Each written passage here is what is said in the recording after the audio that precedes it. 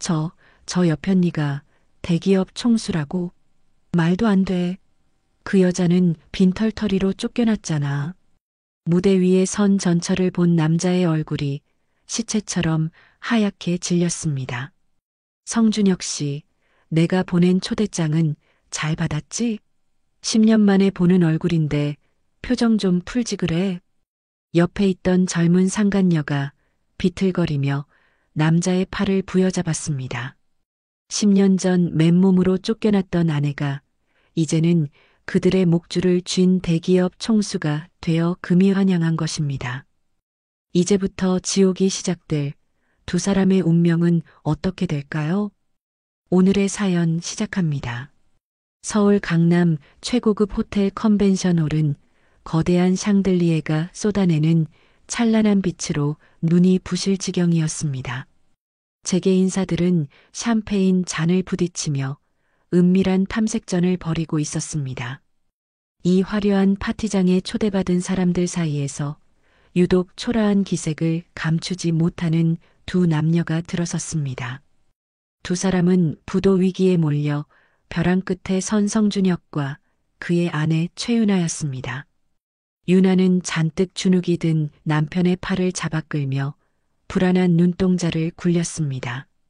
여보, 정신 좀 차려봐. 사람들이 다 쳐다보잖아. 어깨 좀 펴. 준혁은 주머니 속에서 초대장을 꺼내 다시 한번 확인하고는 땅이 꺼질 듯 깊은 한숨을 내쉬었습니다. 이 종이 한 장이 우리 회사의 마지막 동아줄이야. 제니퍼리가 대체 왜 나한테 직접 초대장을 보냈는지는 모르겠지만 오늘 무슨 수를 써서라도 투자를 받아내야 해. 안 그러면 우리 진짜 끝장이야. 유나는 화려한 드레스를 입은 사람들 사이에서 자신들의 처지가 더욱 비참하게 느껴졌습니다. 그때 조명이 일시에 어두워지더니 날카로운 스포트라이트가 무대 중앙을 비추며 정적을 만들어냈습니다. 사회자의 우렁찬 목소리가 홀 안에 울려 퍼지자 사람들의 시선이 일제히 무대 옆 입구로 쏠렸습니다. 신사숙녀 여러분, 오래 기다리셨습니다. 제니퍼리 회장님께서 입장하십니다. 숨막히는 긴장감 속에서 검은색 이브닝 드레스를 입은 한 여인이 우아하고 당당한 걸음으로 걸어 나왔습니다.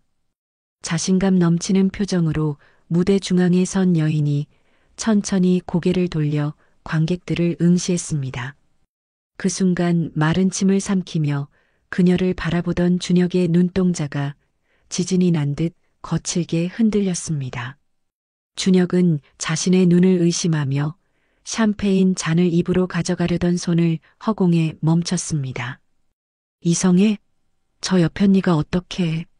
준혁의 입에서 튀어나온 비명과 함께 손에 들려있던 샴페인 잔이 바닥으로 추락했습니다. 쨍그랑 날카로운 파열음이 파티장의 정적을 깨뜨리며 산산조각난 유리 파편처럼 준혁의 심장을 찔렀습니다. 주변 사람들이 쏘스라치게 놀라 웅성거렸습니다.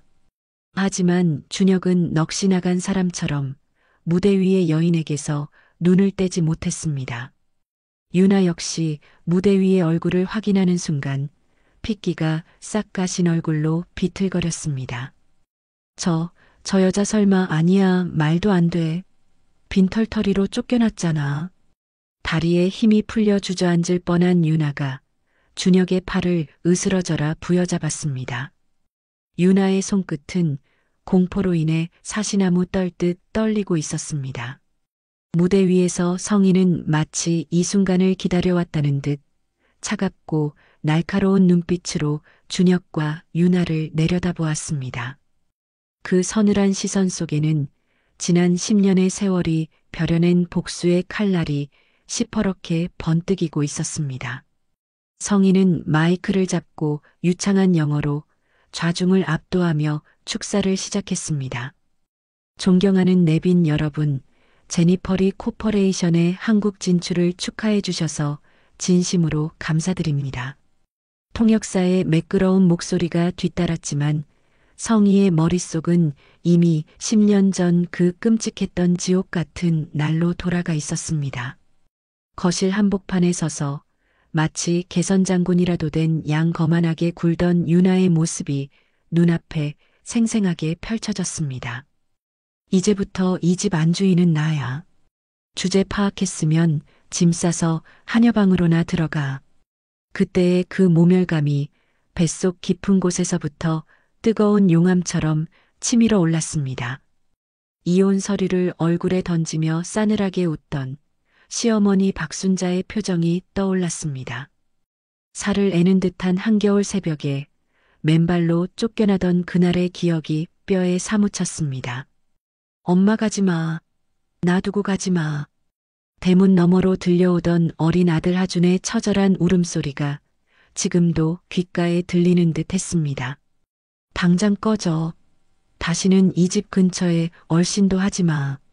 대문에 굵은 소금을 뿌리던 시어머니와 끌려 들어가던 하준의 마지막 모습까지 떠올리자 성희의 손끝이 미세하게 떨려왔습니다. 성희는 연단 아래로 보이지 않게 주먹을 꽉 쥐면서도 얼굴에는 한치의 흐트러짐 없는 완벽한 미소를 유지했습니다. 축사를 마치고 무대에서 내려온 성희에게 재계 거물들이 앞다투어 몰려들어 인사를 건넸습니다. 제니퍼 리 회장님, 한국 시장 진출을 진심으로 환영합니다. 성희는 우아하게 고개를 끄덕이며 한 사람 한 사람과 악수를 나누었습니다. 하지만 그녀의 신경은 온통 구석에 처박혀 있는 준혁과 유나에게 곤두서 있었습니다. 준혁은 성희가 다가올수록 식은땀이 비 오듯 쏟아져 숨조차 제대로 쉴 수 없었습니다.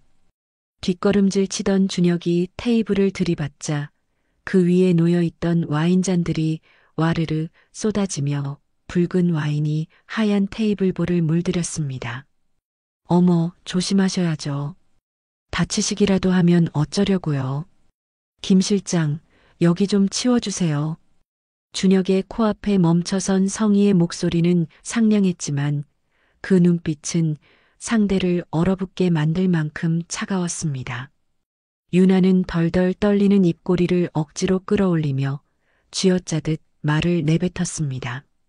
오, 오랜만이네. 정말 뜻밖이야. 이런 대단한 자리에서 만나게 될 줄은 상상도 못했어. 성희는 천연덕스러운 표정을 지었습니다.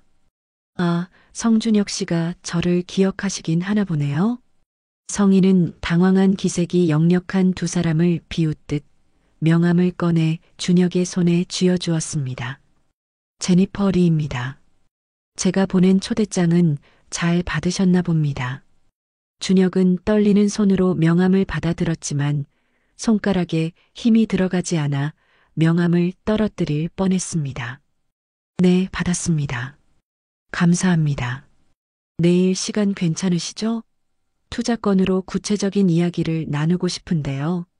성희의 목소리는 감정이라곤 찾아볼 수 없을 만큼 건조하고 사무적이었습니다. 이 호텔 최상층 프라이빗 다이닝룸으로 오세요. 점심 식사를 준비해 두겠습니다. 늦지 않게 오시죠. 준혁은 입이 얼어붙은 듯 고개만 끄덕일 뿐 긍정의 대답조차 제대로 하지 못했습니다. 성희는 겁에 질린 두 사람의 모습을 즐기듯 만족스러운 미소를 지으며 우아하게 몸을 돌렸습니다. 다음 날 정오, 도시 전체가 발 아래 내려다 보이는 최상층 프라이빗 다이닝룸의 창가 자리에 성희가 앉아 있었습니다. 문이 열리고 준혁과 유나가 들어오자 성희는 두 사람의 몰골을 보며 속으로 쾌재를 불렀습니다. 어서 오세요. 앉으시죠. 성희가 눈짓으로 자리를 권하자 준혁과 유나는 죄인처럼 쭈뼛거리며 조심스럽게 의자에 앉았습니다. 곧이어 최고급 한정식 코스 요리가 줄지어 들어오기 시작했습니다. 성희는 국을 한 숟가락 떠서 천천히 맛을 음미하더니 이내 미간을 찌푸리며 수저를 내려놓았습니다. 지배인, 주방장 좀 불러주세요. 성희의 서슬 퍼런 호출에 직원이 황급히 주방장을 데리고 뛰어왔습니다. 주방장님, 국이 너무 짜잖아요. 여기 계신 성준혁 대표님은 짠 거 못 드신다고 누누이 말씀드렸잖아요. 대표님, 정말 죄송합니다. 바로 다시 내오겠습니다. 성희의 차가운 일갈에 주방장이 연신 허리를 굽히며 국그릇을 들고 황급히 퇴장했습니다. 성희는 얼음장 같은 눈빛으로 준혁을 쏘아보며 입을 열었습니다. 준혁 씨, 예전에 된장찌개가 짜다며 밥상을 통째로 엎어버렸던 거 기억나죠? 10년 만에 대접인데 같은 실수를 해서 어떡하죠? 준혁의 얼굴이 홍시처럼 붉게 달아올랐고 당황한 기색을 감추지 못해 시선을 이리저리 피했습니다. 그건 옛날 일이잖아. 세월이 지났다고 그게 없던 일이 되나요? 오늘도 그때처럼 확 엎어버리셔도 돼요. 저는 전혀 상관없으니까 편하게 하세요. 성희의 목소리에는 날카로운 가시가 돋쳐 있어 듣는 사람의 폐부를 찔렀습니다. 준혁은 차마 고개를 들지 못한 채 달그락거리는 소리가 정적을 깨우며 민망함을 더했습니다. 숨막히는 침묵을 견디다 못한 유나가 용기를 내어 기어들어가는 목소리로 물었습니다. 그래서 투자 조건이 어떻게 돼? 우리 정말 급해. 성희는 준비해둔 서류 봉투를 테이블 위에 툭 던지듯 올려놓았습니다. 조건은 아주 간단해요. 첫째, 회사 지분 51%를 저에게 양도하세요. 경영권은 제가 가져갑니다. 51%라니? 그건 회사를 그냥 너한테 넘기라는 소리잖아. 준혁이 펄쩍 뛰며 반발했지만 성희는 눈 하나 깜짝하지 않고 말을 이었습니다. 둘째, 매주 주말마다 성준혁 씨 본가에서 가족 식사를 함께 하겠습니다. 온 가족이 빠짐없이 참석해야 해요. 성희의 황당한 제안에 준혁과 유나는 서로의 얼굴만 쳐다보며 벙찐 표정을 지었습니다. 가족 식사라니? 투자 조건에 그런 게 왜 들어가? 지금 장난해? 준혁이 울분을 토하며 항변했지만 성희는 의자 등받이에 기대앉으며 싸늘하게 대꾸했습니다. 조건이 마음에 안 들면 지금 당장 나가셔도 좋습니다. 저도 붙잡을 생각은 없어요. 성희는 테이블 위의 서류를 손가락으로 톡톡 치며 쐐기를 박았습니다. 제가 알기로는 준혁 씨 회사 일주일 안에 자금 못 막으면 부도 처리된다고 하던데 제 정보가 틀렸나요? 회사의 치부까지 속속들이 꿰뚫고 있는 성희 앞에서 준혁은 발가벗겨진 듯한 수치심과 무력감을 느꼈습니다. 유나가 다급하게 준혁의 소매를 잡아당기며 애원하듯 속삭였습니다. 여보, 자존심 세울 때가 아니야. 일단 살고 봐야지. 길바닥에 나앉을 수는 없잖아. 준혁은 한참을 망설이다가 결국 떨리는 손으로 펜을 집어들었습니다. 성희는 만족스러운 미소를 지으며 계약서를 챙겨 일어섰습니다. 탁월한 선택을 하셨네요. 그럼 이번 주말에 성준혁 대표님 본가에서 뵙겠습니다. 다이닝룸을 나가려던 성희가 문고리를 잡고 멈칫하더니 뒤를 돌아보며 의미심장한 한마디를 던졌습니다. 아, 그리고 하준이도 그 자리에 오겠죠? 보고 싶은 제 아들 말이에요. 성희가 나가버린 뒤 텅 빈 방 안에는 넋이 나간 준혁과 유나만이 덩그러니 남겨졌습니다. 주말 오후 육중한 검은색 세단이 준혁의 본가 대문 앞에 미끄러지듯 멈춰 섰습니다. 뒷좌석에 앉은 성희는 차창 너머로 보이는 대문을 응시하며 한동안 미동도 하지 않았습니다. 10년 전 눈보라가 치던 그 밤 맨발로 쫓겨나던 기억이 대문 위로 겹쳐져 가슴 한구석이 서늘해졌습니다. 회장님, 도착했습니다. 내리시겠습니까? 운전기사의 조심스러운 물음에 성희는 깊은 숨을 들이마셔 감정을 갈무리하고는 천천히 고개를 끄덕였습니다. 차 문이 열리고 밖으로 나온 성인은 최고급 정장에 날렵한 키리를 신은 당당한 모습이었습니다. 10년 전에 초라했던 며느리의 흔적은 온데간데 없이 대기업 총수의 서슬 퍼런 위엄만이 온몸에서 뿜어져 나왔습니다. 초인종을 누르자 잠시 후 육중한 대문이 열렸습니다. 지팡이의 의지에 힘겹게 서 있는 시어머니 박순자의 모습이 드러났습니다. 10년 만에 보는 순자의 모습은 허리는 굽었고 얼굴에는 고집스런 주름이 깊게 패여 있었습니다. 어서 와요, 성희 씨. 아니, 회장님이라고 불러야 하나? 박순자가 쭈뼛거리며 어색하게 인사를 건넸지만 그 눈빛 속에는 당황스러움과 함께 탐욕이 번들거렸습니다. 성희는 시어머니의 인사를 들은 척도 하지 않은 채 그녀를 스쳐 지나갔습니다. 거실로 들어선 성희는 과거 시아버지가 앉던 상석인 1인용 소파로 걸어가 다리를 꼬고 앉았습니다. 거기는 아버님 자리인데. 유나가 당황하여 말끝을 흐렸지만 성희는 들리지 않는다는 듯 싸늘한 침묵으로 일관했습니다.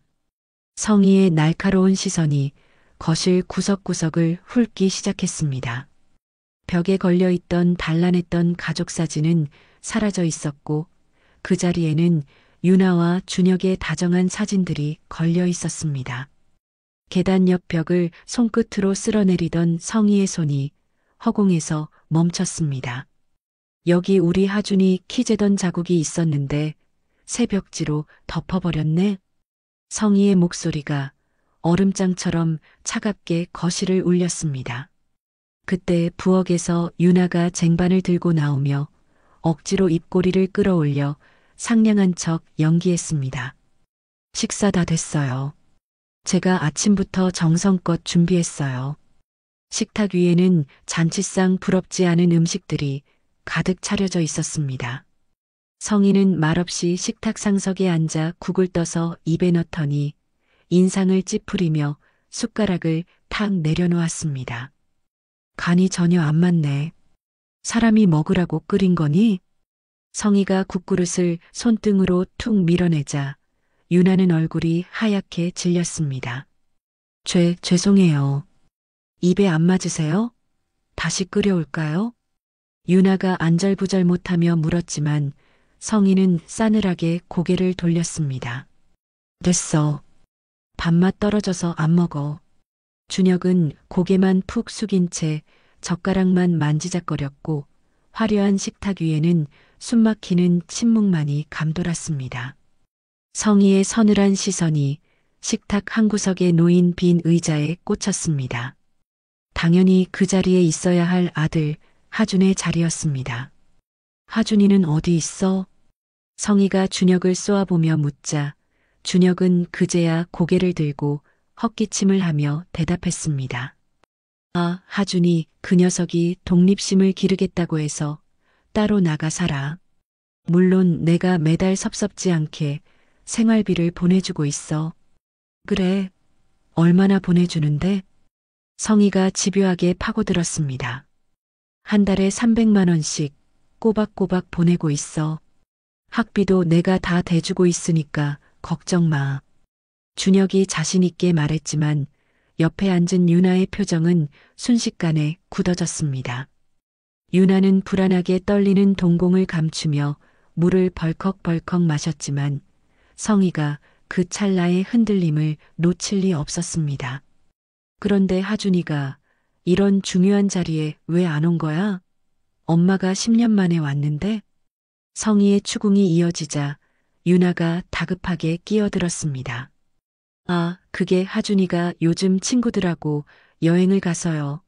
연락이 잘 안 되네요. 다음 주에는 꼭 오라고 할게요. 여행? 어디로 갔는데? 성희의 눈빛이 칼날처럼 날카로워지자 유나는 말문이 막힌 듯 입술을 달싹였습니다. 제주도요. 친구들하고 제주도 놀러 갔어요. 성희는 그녀를 뚫어지게 바라보았고 유나는 등줄기에 식은 땀이 흐르는 것을 느꼈습니다.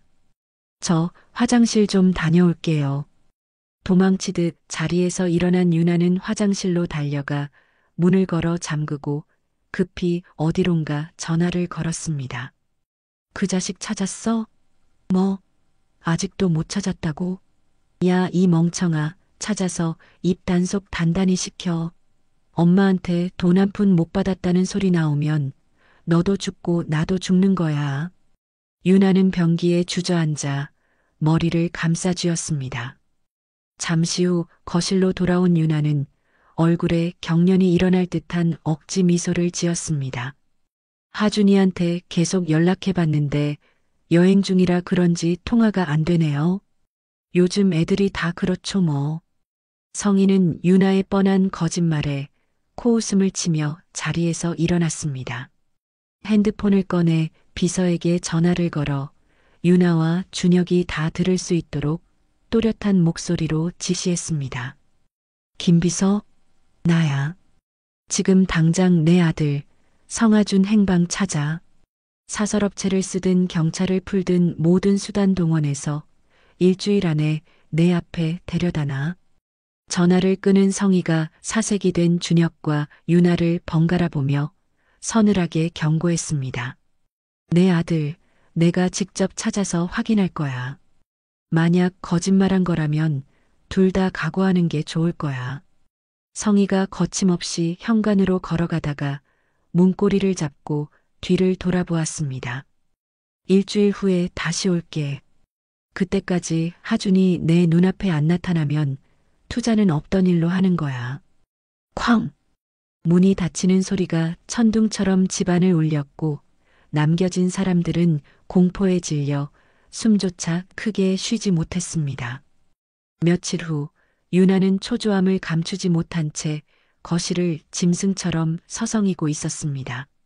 하준이 살던 단칸방은 비어 있었고 성희의 압박은 날이 갈수록 목을 조여오고 있었습니다. 전현도 분명 구린 구석이 있을 거야.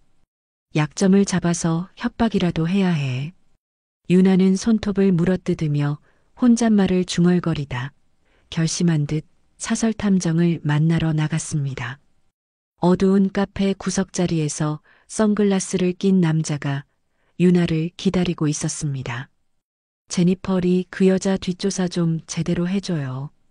숨겨둔 남자는 없는지 약점이란 약점은 싹 다 캐내세요. 유나가 두툼한 돈봉투를 테이블 위로 밀자 남자는 돈을 챙기며 비릿하게 웃었습니다. 알겠습니다.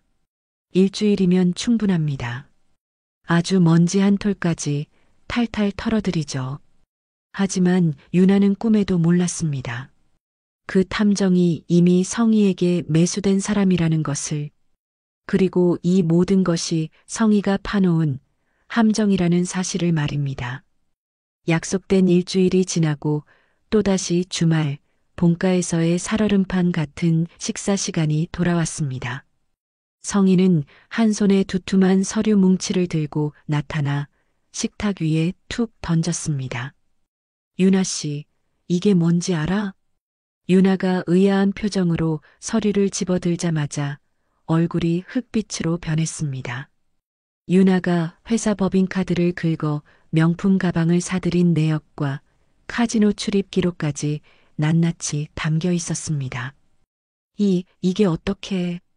유나가 부들부들 떨며 말을 잇지 못하자 준혁이 서류를 낚아채듯 가져갔습니다. 내역을 확인한 준혁의 눈이 뒤집혔고 손에 쥐고 있던 서류가 구겨졌습니다. 법인카드로 에르메스 백을 5개나 쳐사고 카지노에서 하룻밤에 3억을 날려? 네가 제정신이야? 준혁이 벌떡 일어나 유나의 뺨을 내려치려는 순간 성희의 차가운 목소리가 날아와 꽂혔습니다. 때리려면 나가서 때려. 내 앞에서 천박하게 굴지 말고. 준혁의 손이 허공에서 멈췄고 유나는 준혁의 바짓가랑이를 잡고 매달렸습니다. 여보, 내가 잘못했어. 한 번만 용서해줘. 다시는 안 그럴게. 네가 사람이냐? 내가 하준이한테 보내라고 준 돈까지 다 저기다 처박은 거야. 준혁이 고래고래 소리를 질렀고 시어머니 박순자도 거들었습니다. 아이고, 며느리 잘못 들여서 집안 꼴이 이게 뭐야. 이 도둑년아. 어머님 잘못했어요. 제발 살려주세요. 유나가 바닥에 납작 엎드려 통곡하자 집안은 순식간에 아수라장이 되었습니다. 성인은 이 모든 난장판을 팔짱을 낀 채 차갑게 내려다보며 속으로 서글픈 독백을 삼켰습니다. 하준아, 엄마가 이 사람들 벌주고 있어. 조금만 기다려. 엄마가 꼭 너 찾아낼게. 성희가 자리에서 일어나자 소란스럽던 거실이 일순간 조용해졌습니다.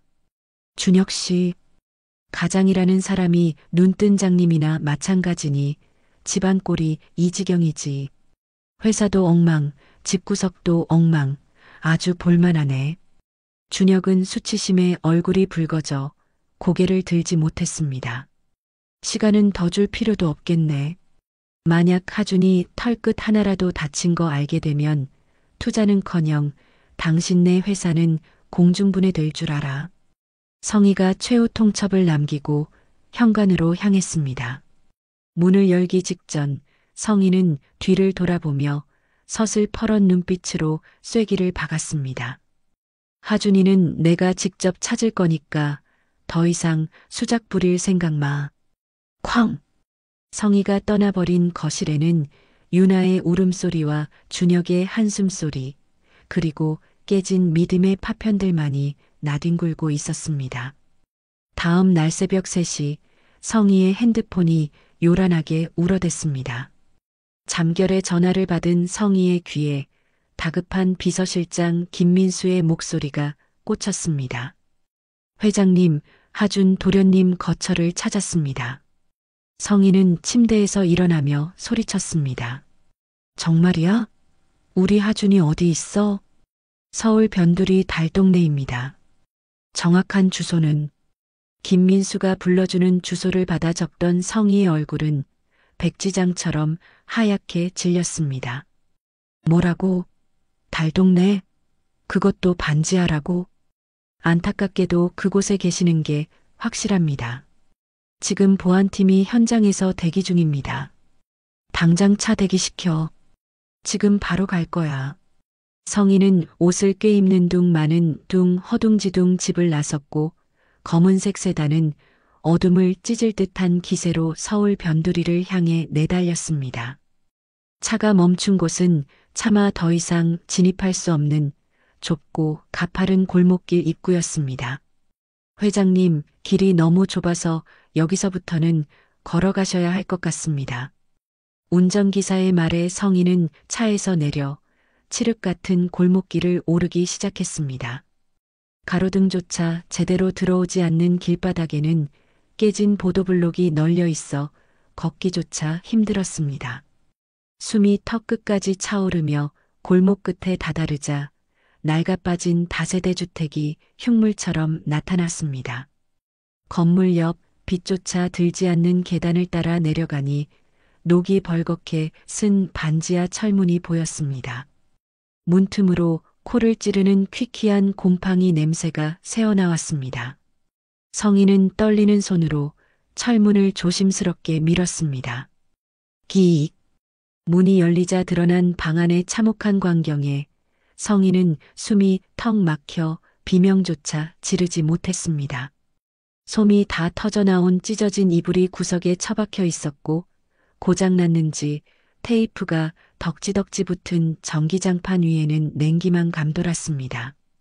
벽지는 온통 시커먼 곰팡이 꽃이 피어 있어 사람이 살 곳이라고는 믿기지 않았습니다. 방 한구석에 놓인 낡아빠진 자전거와 배달 가방을 본 성희의 눈에서 기어이 참았던 눈물이 터져 나왔습니다. 하준아, 이런 데서 살고 있었어. 그때 밖에서 인기척이 들려왔습니다. 성희는 왈칵 쏟아지는 눈물을 훔치며 급히 몸을 숨겨 건물 모퉁이 뒤로 물러났습니다. 새벽 4시 장대비를 쫄딱 맞은 채 물에 빠진 생쥐꼴이 된 하준이 나타났습니다. 무거운 배달 가방을 힘겹게 내려놓던 하준이 가슴 깊은 곳에서 올라오는 기침을 토해냈습니다. 콜록, 콜록, 으윽. 창문 틈으로 그 모습을 지켜보던 성희는 입을 틀어막고 오열을 삼켰습니다. 하준이 주머니에서 편의점 김밥 한 줄을 꺼내 꾸역꾸역 입에 넣다가 인기척을 느끼고 밖으로 나왔습니다. 야옹. 비에 젖은 골목 길고양이 한 마리가 애처롭게 울며 다가왔습니다. 너도 배고프냐? 나랑 처지가 똑같네. 하준이 쓴웃음을 지으며 먹던 김밥을 반으로 뚝 떼어 고양이 앞에 놓아주었습니다. 그 모습을 지켜보던 성희의 가슴은 천갈래 만갈래로 찢어지는 듯 했습니다. 천성을 잃지 않은 아들이 너무나 대견하면서도 그 착한 마음이 사무치게 아파 견딜 수가 없었습니다. 고양이에게 인사를 건네고 다시 방으로 들어가던 하준이 갑자기 옆구리를 움켜쥐며 고통스럽게 신음했습니다. 얼굴을 잔뜩 찌푸리며 식은땀을 흘리는 아들의 모습에 성희는 당장이라도 뛰쳐들어가고 싶은 충동을 억누르느라 입술을 깨물었습니다. 다음 날 아침 8시 날이 밝자마자 성희는 떨리는 마음을 다잡고 하준의 방문을 두드렸습니다. 하준아, 문 좀 열어봐. 잠시 후 끼익 소리와 함께 문이 열리고 하준이 모습을 드러냈습니다. 창백하다 못해 투명해 보이는 얼굴, 눈 밑까지 내려온 짙은 다크서클, 앙상하게 마른 몸. 10년 만에 마주한 아들의 모습에 성희의 억장이 무너져 내렸습니다. 하지만 성희를 바라보는 하준의 눈빛은 한겨울 칼바람처럼 차갑기 그지없었습니다. 엄마, 10년 만에 갑자기 여긴 뭐하러 왔어? 하준이 문 앞을 가로막으며 쌀쌀맞게 쏘아붙였습니다. 하준아, 엄마 좀 들어가도 될까? 얼굴 좀 자세히 보고 싶어서. 성희가 애원하듯 조심스럽게 물었지만 하준은 냉담하게 거절했습니다. 들어오지 마. 여기는 당신 같은 부자들이 올 곳이 아니야. 신발 더러워져. 하준의 목소리에는 원망을 넘어선 체념과 냉소만이 가득했습니다. 하준아, 제발 할 말이 있어. 엄마는 널 버린 게 아니야. 10년 만에 불쑥 나타나서 무슨 변명을 하려고? 웃기지 마. 하준이 입꼬리를 비틀며 비웃었습니다. 엄마는 날 버리고 도망갔잖아. 성희의 눈에서 뜨거운 눈물이 주르륵 흘러내렸습니다. 그게 아니야, 하준아. 그건 새빨간 거짓말이야. 엄마는 억울하게 쫓겨나서. 그만해. 듣기 싫어. 이제 와서 엄마 행세하지 마. 난 혼자서도 잘 살고 있으니까. 하준이 성희의 말을 자르며 돌아섰습니다. 아빠가 가끔 보내주는 생활비로 근근히 살아가고 있어. 당신은 나한테 해준 게 뭐가 있는데? 연락 한 번 없었으면서. 성희가 다급하게 하준의 어깨를 잡으려 했지만 하준은 불에 댄 듯 화들짝 놀라며 뒷걸음질 쳤습니다. 내 몸에 손대지 마. 소름 끼치니까. 거부당한 손을 허공에 둔 채 성희의 시선이 열린 문틈으로 방 안을 향했습니다. 구석에 놓인 물건들이 눈에 들어오자 성희의 눈동자가 흔들렸습니다. 낡아서 너덜너덜해진 요리책 한 권과 깨진 액자 속에 담긴 사진. 저건. 성희가 본능적으로 방 안으로 발을 들여놓으려 했습니다. 하준이 막아서려 했지만 성희는 막무가내로 구석으로 다가가 떨리는 손으로 물건들을 집어들었습니다. 손때 묻은 요리책은 성희가 쓴 하준의 이유식 레시피북이었고 사진은 하준이 5살 때 찍은 가족사진이었습니다. 그 옆 테이블 위에는 정체불명의 진통제 봉지들이 어지럽게 널려 있었습니다. 하준아, 너 어디 아픈 거야? 이 약들은 다 뭐야? 상관없어. 남의 방 뒤지지 말고 그냥 가라고.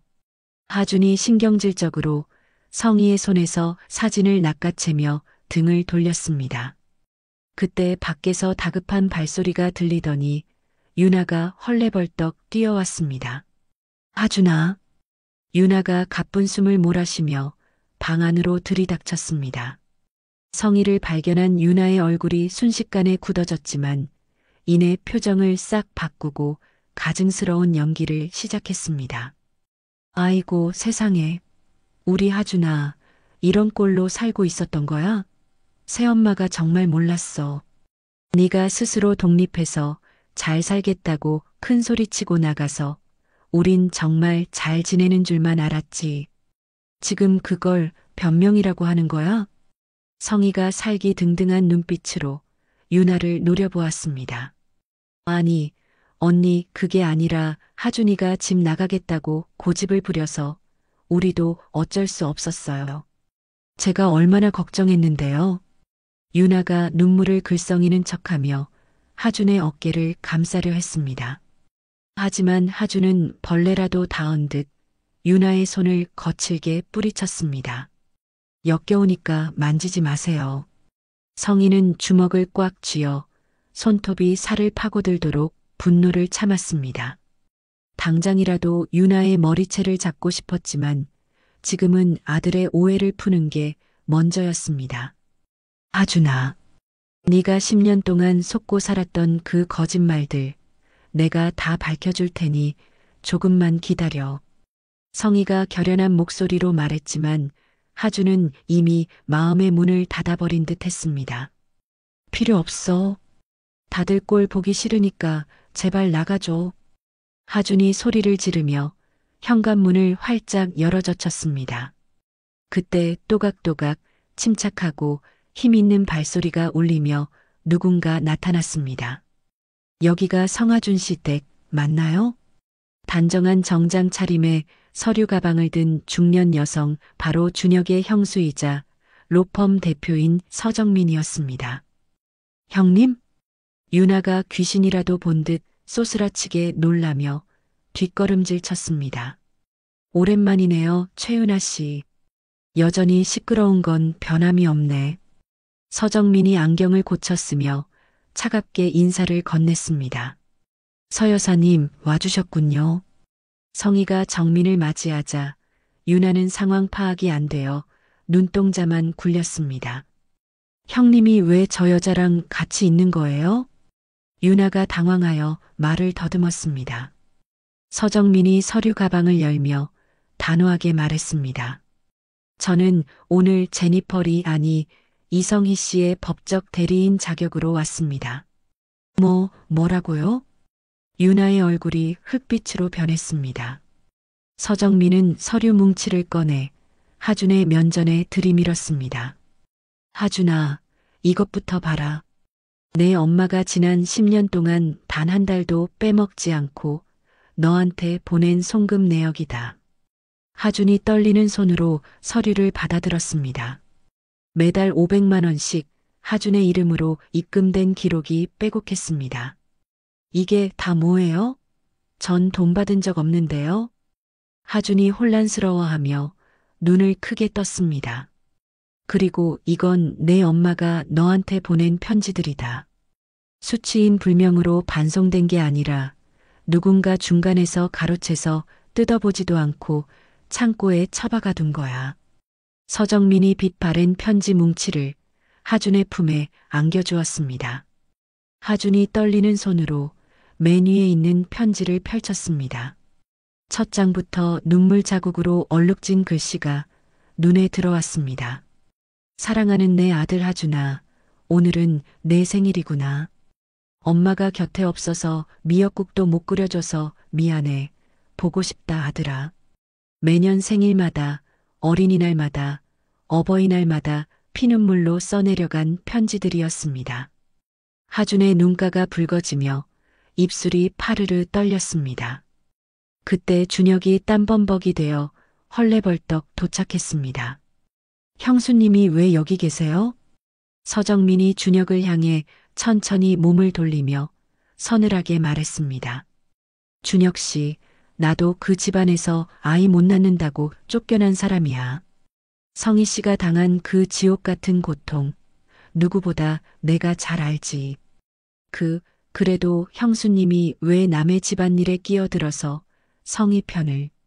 준혁이 꿀먹은 벙어리처럼 말을 잇지 못했습니다. 서정민이 비장의 무기인 또 다른 서류를 꺼내 들었습니다. 이건 최윤아가 하준이 몫으로 온 학비와 생활비를 빼돌린 차명계좌 내역이야. 아주 알뜰하게도 챙겼더군. 거짓말이야. 다 조작된 거야. 윤아가 악을 쓰며 발악했습니다. 서정민이 코웃음을 치며 주머니에서 녹음기를 꺼내 재생 버튼을 눌렀습니다. 그럼 이 목소리는 누구 건지 들어볼까? 지지직거리는 잡음 사이로 윤아의 표독스러운 목소리가 선명하게 흘러나왔습니다. 하준이 앞으로 온 생활비 내가 좀 썼지 뭐 어때? 어차피 그 멍청한 애는 엄마가 돈 보낸 줄도 모르는데 그냥 내가 꿀꺽해도 아무도 몰라. 윤아가 비명을 지르며 서류를 뺏으려 달려들었습니다. 내놔. 그거 당장 내놔. 하지만 서정민 뒤에서 건장한 경호원들이 나타나 윤아를 제압했습니다. 이건 불법이야. 불법 녹음이라고. 고소할 거야. 윤아가 발버둥 치며 고래고래 소리를 질렀지만 이미 상황은 종료된 뒤였습니다. 하준은 편지를 가슴에 품은 채 하염없이 눈물을 흘렸습니다. 지난 10년간 엄마를 원망하며 보냈던 시간들이 주마등처럼 스쳐 지나갔습니다. 엄마. 하준이 젖은 눈으로 성희를 바라보았습니다. 성희가 달려가 하준의 차가운 손을 맞잡았습니다. 하준아, 엄마는 단 한순간도 너를 잊은 적이 없어. 정말이야. 하준이 울음을 터뜨리며 고개를 끄덕이려는 순간 갑자기 얼굴이 고통으로 일그러졌습니다. 윽. 하준이 비명과 함께 옆구리를 움켜쥐며 앞으로 고꾸라졌습니다. 하준아, 왜 그래? 정신 차려. 성희가 쓰러지는 하준을 가까스로 받아 안았습니다. 하준이 식은땀을 줄줄 흘리며 비틀거리더니 벽을 짚고 주저앉았습니다. 괜찮아요. 그냥 좀 어지러워서. 너 열이 불덩이 같아. 당장 병원 가자. 성희가 하준을 업으려 했지만 하준은 고개를 저으며 성희의 손을 밀어냈습니다. 아니야, 괜찮다니까. 제발 다들 그냥 나가줘요. 머리가 터질 것 같아. 하준이 극심한 현기증을 느끼며 스르르 눈을 감았습니다. 10년 묵은 거짓이 낱낱이 드러난 좁은 반지하 방 안에는 쓰러진 아들을 안고 오열하는 성희의 울음소리만이 무겁게 깔렸습니다. 그날 저녁 최고급 펜트하우스의 육중한 문이 열리고 서정민의 끈질긴 설득 끝에 마지못해 따라온 하준이 쭈뼛거리며 들어섰습니다. 하준아, 거기 서 있지 말고 들어와서 편하게 앉아. 아니야, 잠깐만 있다가 갈 거야. 할 말만 하고 갈게. 성희는 잔뜩 웅크린 아들을 억지로 끌어당기는 대신 말없이 부엌으로 향해 앞치마를 둘렀습니다. 배고프지? 엄마가 뭐 좀 만들어줄게. 너 좋아하는 거. 냉장고를 열어 재료들을 주섬주섬 꺼내기 시작했습니다. 하준이 가장 좋아했던 김치찌개 재료들이었습니다. 탁탁탁탁. 경쾌하게 도마를 두드리는 칼질 소리가 적막한 스위트룸의 공기를 가르며 울려 퍼졌습니다. 구수한 된장 냄새와 칼칼한 김치 냄새가 어우러져 방 안을 가득 채웠습니다. 문가에 못 박힌 듯 서 있던 하준의 코끝이 저도 모르게 실룩거렸습니다. 며칠을 굶은 뱃속이 요동치자 발걸음이 자석에 이끌리듯 조금씩 부엌 쪽으로 향했습니다. 뭐 만드는 거야? 하준이 퉁명스럽게 묻자 성희는 냄비를 저으며 대답했습니다. 우리 하준이가 제일 좋아하던 돼지고기 김치찌개. 아직도 좋아하니? 분주하게 움직이는 엄마의 뒷모습이 10년 전 기억 속 그 모습과 토씨 하나 틀리지 않아 가슴이 울렁거렸습니다. 잠시 후 성희가 김이 모락모락 나는 찌개를 가득 담아 갓 지은 윤기 흐르는 흰쌀밥과 함께 식탁에 차려냈습니다. 화려한 호텔 룸서비스가 아닌 소박하지만 따뜻한 집밥을 마주하자 하준의 굳어있던 표정이 처음으로 흔들렸습니다. 가방을 바닥에 내려놓은 하준이 홀린 듯 식탁 의자에 조심스럽게 앉았습니다. 어서 먹어봐. 간이 맞나 모르겠네. 성희가 숟가락을 손에 쥐어주자 하준은 숟가락을 들어 국물을 한 입 떠넣었습니다. 뜨거운 국물이 목을 타고 넘어가는 순간 하준의 눈가가 붉게 충혈되었습니다. 기억 속에 남아있는 어린 시절의 그 맛. 엄마가 먹여주던 바로 그 김치찌개 맛이 10년이라는 세월을 뛰어넘어 혀끝에 되살아났기 때문입니다. 하준이 밥을 한 숟가락 떠서 국물에 말더니 후후 불어먹는 모습은 영락없는 어린아이였습니다. 눈물을 삼키며 밥을 꾸역꾸역 먹는 아들을 보며 성희는 빈 밥공기를 다시 채워주었습니다.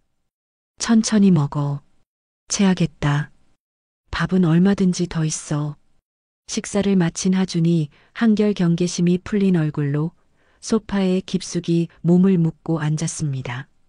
성희가 조심스럽게 다가가 그 옆에 앉으며 나직한 목소리로 물었습니다. 하준아, 엄마가 지난 10년 동안 어떻게 지냈는지 궁금하지 않니? 하준이 잠시 망설이다가 고개를 살짝 끄덕였습니다. 엄마는 쫓겨나서 바로 미국으로 갔어. 처음엔 정말 죽고 싶을 만큼 힘들었지. 영어 한마디 못하지. 수중에 돈도 한 푼 없었거든. 성희가 먼 곳을 응시하며 덤덤하게 지난날의 이야기를 풀어놓았습니다. 코리아타운 작은 식당에서 접시 닦는 일부터 시작했어. 새벽부터 밤늦게까지 일하느라 손이 다 부르트고 허리가 끊어질 것 같았지. 하준이 슬쩍 엄마의 손을 내려다보았습니다. 고왔던 손마디가 굵어지고 곳곳에 굳은 살이 박여 있는 것이 눈에 들어왔습니다. 우리 하준이는 밥은 잘 먹고 있을까? 이불은 잘 덮고 잘까? 목소리 한번 들을 수 없는 게 지옥 같았어. 성희의 목소리가 파르르 떨려왔습니다. 그러다 악착같이 돈 모아서 작은 반찬 가게를 열었고 그게 운 좋게 커져서 지금의 회사가 된 거야.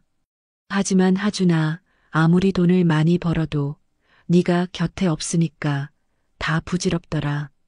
묵묵히 듣고 있던 하준이 갈라진 목소리로 입을 열었습니다. 새엄마가 그랬어. 엄마는 미국 가서 돈 많은 남자 만나서 재혼했다고. 다 버리고 도망간 거라고 했어. 그 사람들이 너한테 그런 끔찍한 거짓말을 했구나. 성희가 기가 막히다는 듯 쓴웃음을 삼켰습니다. 매일 그렇게 세뇌당하니까 진짜라고 믿게 됐어. 엄마는 이제 나를 잊고 행복하게 살고 있을 거라고. 그제야 하준이 더 이상 참지 못하고 어린아이처럼 흐느껴 울기 시작했습니다. 난 엄마를 원망했어. 성희가 와락 하준을 끌어안으며 등을 토닥였습니다. 괜찮아, 아가. 엄마가 힘이 없어서 널 지켜주지 못해서 미안해. 하준이 엄마의 따뜻한 품에 얼굴을 파묻자 10년 만에 맞는 그리운 엄마 냄새가 코끝에 스며들었습니다. 엄마, 흑흑. 하준의 입에서 터져나온 서러운 울음소리가 스위트룸을 가득 메웠습니다. 그날 밤 11시 긴장이 풀린 탓인지 하준이 갑자기 식은땀을 흘리며 끙끙 앓기 시작했습니다. 너무 추워. 사시나무 떨듯 온몸을 떨며 이불을 머리끝까지 끌어당기는 하준을 보며 성희가 쏘스라치게 놀라 이마에 손을 댔습니다. 세상에, 하준아. 열이 너무 높잖아. 성희가 황급히 호텔 프런트에 연락해 의사를 불렀고 곧이어 도착한 의사가 진찰 후 해열제를 주사했습니다. 오랫동안 누적된 과로와 극심한 스트레스가 한꺼번에 터진 급성 열병입니다. 오늘 밤이 고비니 잘 지켜보셔야 합니다. 의사가 돌아가자 성인은 대야에 차가운 물을 받아와 수건을 적셨습니다. 물기를 짠 수건을 하준의 뜨거운 이마에 올려주고 5분마다 수건을 갈아주며 밤새도록 아들의 곁을 지켰습니다. 엄마 가지마. 하준이 열에 들떠 헛소리를 하며 허공에 손을 휘저었습니다. 마치 엄마를 잃어버릴까 두려워하던 10년 전 그 어린아이로 돌아간 모습이었습니다. 엄마 여기 있어. 아무데도 안 가. 걱정하지 마, 하준아. 성인은 아들의 젖은 머리카락을 쓸어 넘기며 나지막하게 자장가를 부르기 시작했습니다. 자장자장 우리 아가, 잘도 잔다 우리 아가. 10년 전 하준이 아플 때마다 등 뒤에서 불러주던 그 익숙한 멜로디였습니다. 새벽 3시경 거칠게 숨을 몰아쉬던 하준이 잠결에 웅얼거렸습니다. 엄마 냄새 좋다. 보고 싶었어. 내 새끼. 정말 미안해. 엄마가 이제 평생 옆에 있을게. 성인은 뜬 눈으로 밤을 지새우며 같은 말을 수없이 되뇌었습니다. 어느덧 창밖이 푸르스름해지며 아침 해가 밝아왔고 열이 내린 하준이 무거운 눈꺼풀을 힘겹게 들어 올렸습니다. 몸은 물먹은 솜처럼 나른했지만 정신은 한결 맑아져 있었습니다. 고개를 돌려보니 성희가 의자에 엎드려 쪽잠이 들어 있었습니다. 자신의 손을 꽉 잡은 채 놓지 않은 엄마의 손을 보자 가슴이 먹먹해졌습니다. 햇살에 비친 성희의 정수리에는 희끗희끗한 흰머리가 보였습니다. 10년의 세월이 엄마에게 남긴 고단한 흔적을 마주한 하준이 조용히 엄마의 손을 맞잡았습니다. 엄마. 그 작은 부름에 성희가 번쩍 눈을 떴습니다. 하준아, 정신이 드니? 열은 좀 내렸어? 성희가 다급하게 이마를 짚어보자 하준의 눈시울이 다시 붉어졌습니다. 엄마. 하준이 목매어 다시 한번 엄마를 불렀습니다. 두 사람은 아무 말 없이 서로의 눈을 깊이 바라보았고 그 침묵 속에서 10년 묵은 오해와 원망이 눈 녹듯 사라졌습니다. 두 사람의 눈에서 동시에 뜨거운 눈물이 주르륵 흘러내리며 기나긴 이별의 끝과 새로운 시작을 알렸습니다. 2달 후 준혁의 회사 창립 기념일 파티가 열리는 호텔 대연회장. 천장을 가득 메운 크리스털 샹들리에가 눈부신 빛을 쏟아내고 곳곳에 장식된 생화의 향기가 홀 안에 은은하게 퍼져 있었습니다. 직원들은 팽팽한 긴장감 속에서 분주하게 움직였습니다. 대기실에서 성희는 김민수 비서실장과 함께 마지막 점검을 하고 있었습니다. 그녀의 표정은 폭풍 전야처럼 고요하고 차분했습니다. 회장님, 주주명단 최종 확인했습니다. 오늘 참석률 80% 이상, 예상보다 훨씬 높습니다. 김민수가 태블릿 화면을 보여주며 보고하자 성희는 날카롭게 물었습니다. 언론사는? 기자들은 얼마나 왔죠? 주요 경제지와 방송사 모두 자리 잡았습니다. 좋아요. 그런데 최윤아 쪽은? 조용할 리가 없는데. 1시간 전에 누군가와 은밀하게 통화하는 걸 목격했습니다. 느낌이 쎄합니다. 예상대로네요. 쥐구멍이라도 찾고 싶어서 발악을 하겠죠. USB는 확실히 준비됐죠? 한편 파티장 한쪽 구석진 곳. 유나는 초조함을 감추지 못한 채 연신 손톱을 물어뜯으며 누군가를 기다리고 있었습니다. 이봐요. 서류는 확실한 거죠? 실수하면 다 끝장이에요. 유나가 전화기에 대고 속삭였습니다. 걱정 붙들어 매세요. 미국 쪽에서 입수한 것처럼 감쪽같이 위조했습니다. 기자들이 보면 깜빡 속아 넘어갈 겁니다. 전화기 너머 남자의 자신만만한 대답에 유나는 그제야 안도하며 회심의 미소를 지었습니다. 파티가 시작되고 화려한 드레스와 턱시도를 입은 손님들이 속속 입장하기 시작했습니다. 준혁은 불안한 표정으로 홀을 두리번거리며 넥타이를 잡아당겨 숨통을 틔우려 애썼습니다. 10년 전 맨몸으로 쫓겨났던 전 아내가 이제는 자신의 목줄을 쥐고 흔드는 최대 주주가 되었다는 사실이 현실감 없게 느껴졌습니다. 신사숙녀 여러분, 이제 곧 제니퍼리 회장님의 축사가 있겠습니다. 사회자의 안내 멘트와 함께 웅장한 음악이 깔리고 성희가 검은색 정장을 입고 단상 위로 성큼성큼 걸어 올라갔습니다. 스포트라이트가 그녀를 비추자 압도적인 카리스마의 장내는 순식간에 찬물을 끼얹은 듯 조용해졌습니다. 존경하는 주주 여러분, 그리고 임직원 여러분. 오늘 뜻깊은 창립기념일에 성희가 마이크를 잡고 입을 떼려는 순간이었습니다. 잠깐, 그 입 다물어. 유나가 괴성을 지르며 테이블을 박차고 일어나 단상 위로 미친 듯이 뛰어 올라갔습니다. 놀란 성희가 주춤하는 사이 유나는 성희의 손에서 마이크를 거칠게 빼앗아 들었습니다. 여러분, 제 말 좀 들어보세요. 제가 오늘 이 여자의 추악한 가면을 벗겨드리겠습니다. 유나가 핏대 선 목소리로 악을 쓰자 파티장에 모인 300여 명의 사람들은 경악하며 웅성거렸습니다. 기자들은 특종을 잡았다는 듯 카메라 플래시를 터뜨려 댔습니다. 이게 무슨 일이야?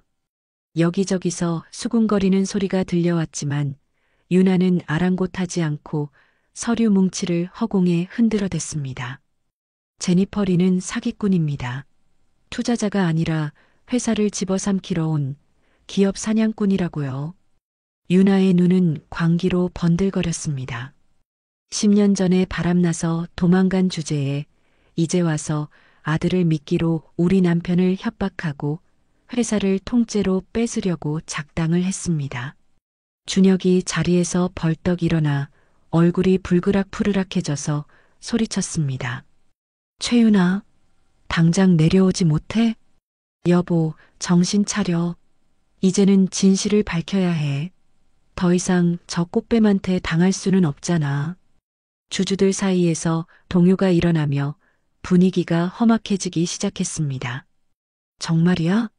제니퍼리가 사기꾼이라고?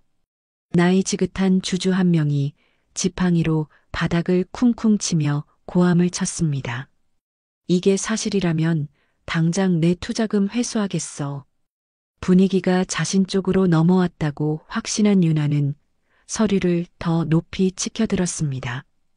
이 여자가 미국에서 저지른 온갖 범죄 기록이에요. 멀쩡한 회사들을 부도낸 정가까지 싹 다 있습니다. 기자 한 명이 손을 번쩍 들고 물었습니다. 그 서류의 출처는 어디입니까? 신빙성이 있는 자료입니까? 당연하죠. 미국 현지 탐정을 고용해서 입수한 100% 진짜 자료예요. 유나가 침을 튀기며 열변을 토하는 동안 성희는 단상 한쪽으로 물러나 팔짱을 낀 채 이 모든 난장판을 관람하듯 지켜보고 있었습니다. 입가에는 비웃음 섞인 희미한 미소가 걸려 있었고 마치 삼류 막장 드라마를 보는 듯 여유로운 표정이었습니다. 최윤아 씨, 이야기는 끝났나요? 성희가 나긋나긋하지만 뼈 있는 목소리로 물었습니다. 뭐야? 할 말이 없어서 그래.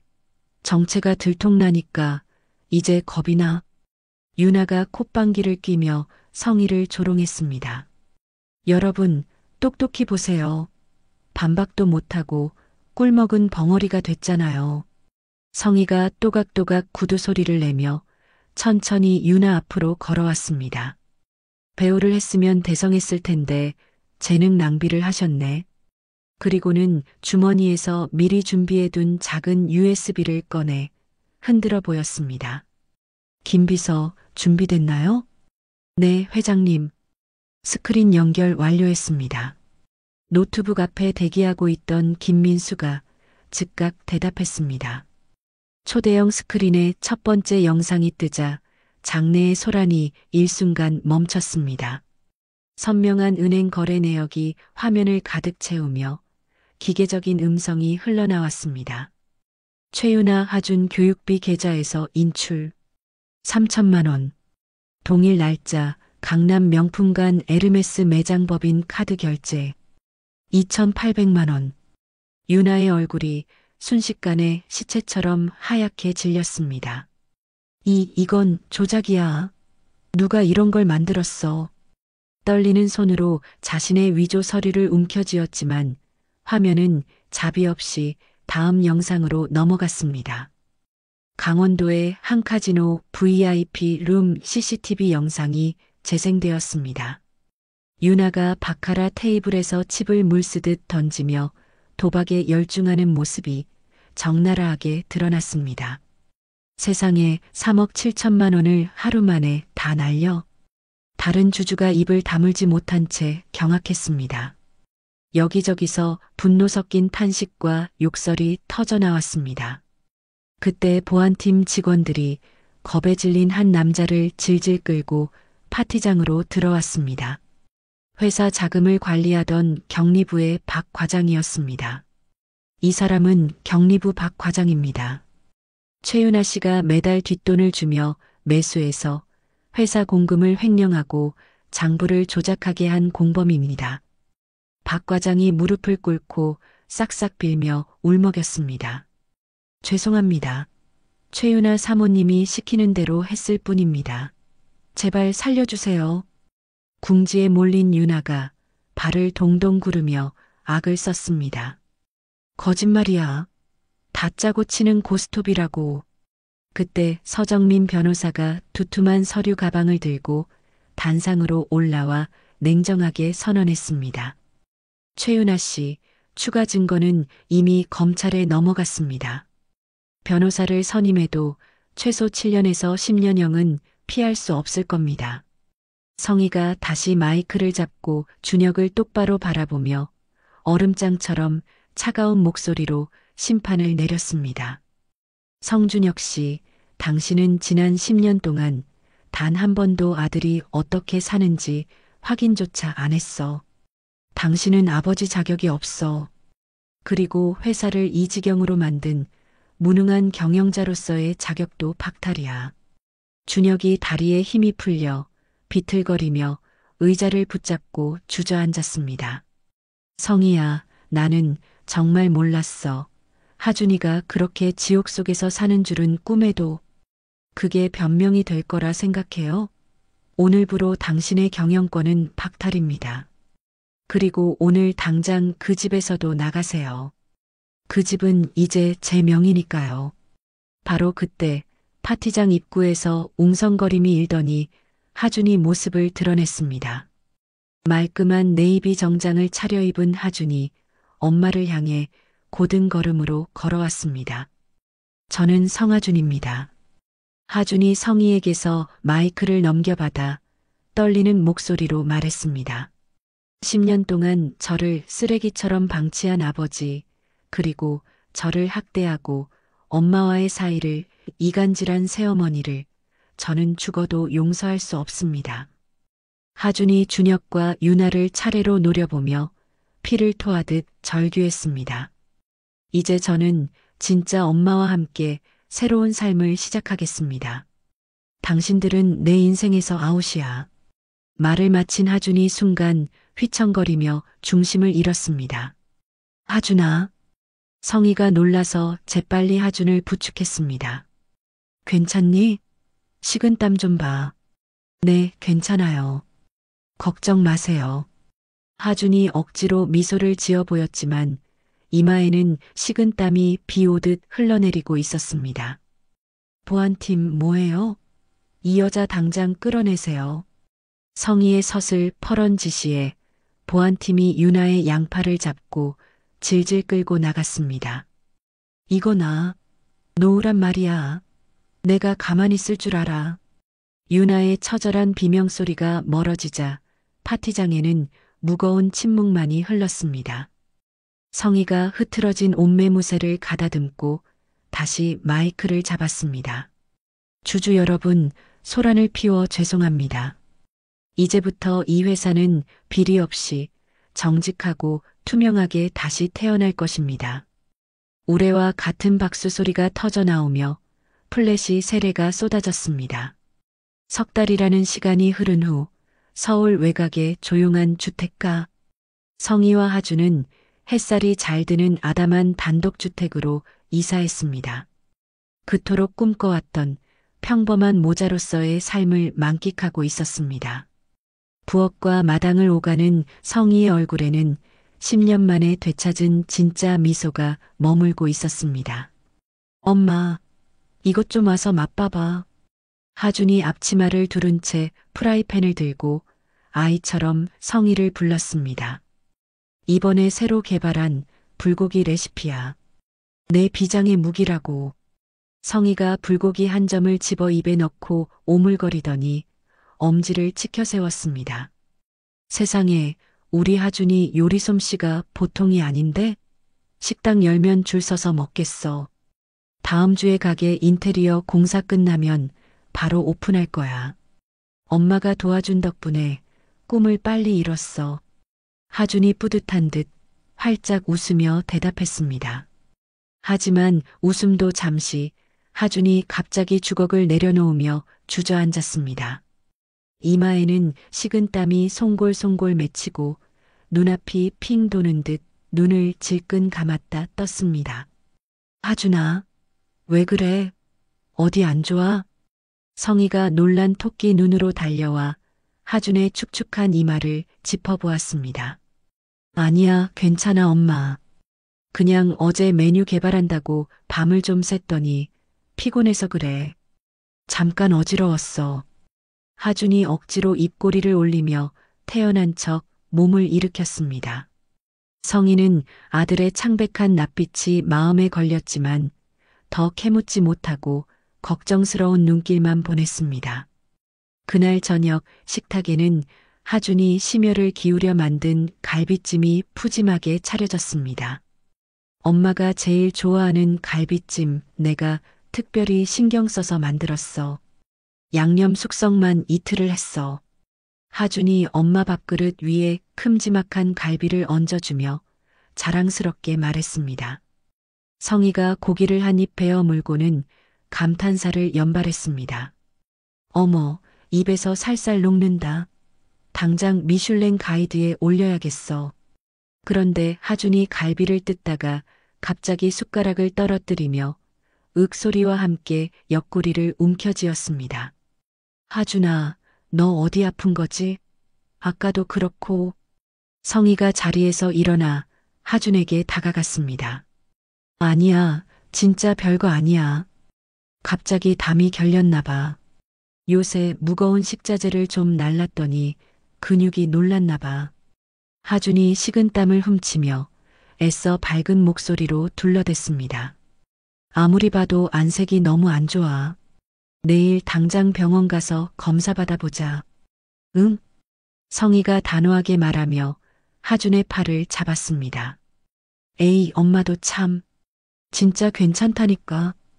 하준이 도망치듯 자리에서 일어나 화장실로 들어갔습니다.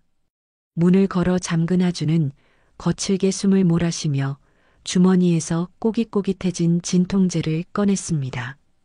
떨리는 손으로 약을 입안에 털어넣고 물도 없이 삼킨 뒤 거울 속의 자신을 노려보았습니다. 이제야 엄마랑 행복해졌는데 엄마 걱정시키면 안 돼. 찬물로 세수를 하고 아무 일 없었다는 듯 식탁으로 돌아왔습니다. 엄마, 우리 다음 주에 파리 여행 가기로 한 거 잊지 않았지? 비행기표 예약은 했어? 성희의 얼굴이 금세 환해졌습니다. 그럼 파리행 1등석으로 예약 완료했지. 우리가 10년 만에 처음으로 같이 가는 여행인데 엄마가 얼마나 기대하고 있는데. 엄마랑 손잡고 에펠탑도 올라가고 루브르 가서 모나리자도 보고 진짜 꿈만 같아. 하준이 진심으로 행복해하며 눈을 반짝였지만 그 눈빛 속에는 숨길 수 없는 깊은 피로감이 그림자처럼 드리워져 있었습니다. 일주일 후 공항 면세점. 성희와 하준은 여행의 설렘을 안고 쇼핑을 즐기고 있었습니다. 하준아, 이거 봐. 완전 예쁘지? 우리 이거 커플로 사서 신고 다니자. 성희가 매장에서 새하얀 운동화 한 켤레를 들어 보이며 아이처럼 들떴습니다. 엄마, 무슨 커플 신발이야. 촌스럽게. 하준이 쑥스러운 듯 머리를 극적이며 웃었지만 싫지 않은 눈치였습니다. 촌스럽긴 뭐가 촌스러워. 자, 빨리 신어봐. 성희가 하준에게 억지로 신발을 신겼습니다. 두 사람은 똑같은 하얀색 운동화를 신고 전신 거울 앞에 나란히 섰습니다. 자, 김치. 기념사진 찍어야지. 성희가 핸드폰을 높이 들고 셀카를 찍자 하준이 엄마 어깨에 다정하게 팔을 두르고 활짝 웃었습니다. 10년 만에 되찾은 해맑은 미소였지만 하준의 눈가의 그늘은 더욱 짙어져 있었습니다. 인천공항 출국장은 떠나는 여행객들의 설렘으로 가득 차 있었습니다. 성희와 하준은 탑승 수속을 마치고 출국 게이트를 향해 걸어가고 있었습니다. 하준은 커다란 백팩을 메고 엄마의 보폭에 맞춰 천천히 걷고 있었습니다. 잠깐, 여권 다시 한번 확인하자. 혹시 모르니까. 성희가 벤치에 멈춰 서서 가방을 뒤적이며 여권을 찾기 시작했습니다. 엄마, 어제도 확인하고 아침에도 확인했잖아. 하준이 피식 웃으며 말했지만 목소리에 힘이 하나도 실리지 않았습니다. 바로 그때였습니다. 하준이 갑자기 걸음을 멈추고 미간을 찌푸리며 코를 만졌습니다. 손가락을 떼어보니 선명한 붉은 피가 묻어 있었습니다.